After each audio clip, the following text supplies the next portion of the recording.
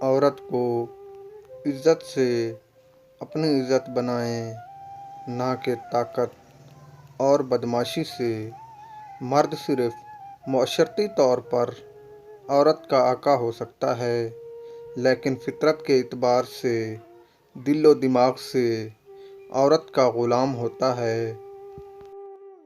مرد کی بھی یہی خامی ہوتی ہے کہ وہ عورت کو دور سے دیکھ کر ہی محبت کا اظہار کر لیتا ہے۔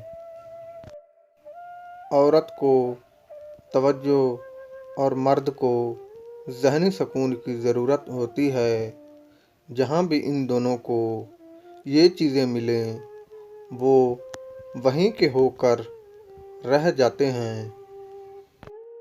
مرد کا ایک درجہ اس لیے زیادہ رکھا گیا ہے کیونکہ وہ محافظ ہوتا ہے، اور محافظ کبھی بھی عزت کا سودا نہیں کرتا۔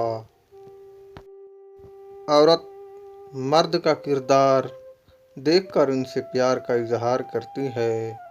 جس مرد کا کردار اچھا ہے تو عورت بھی ایسے مرد کو اپنے ہاتھ سے نہیں جانے دیتی۔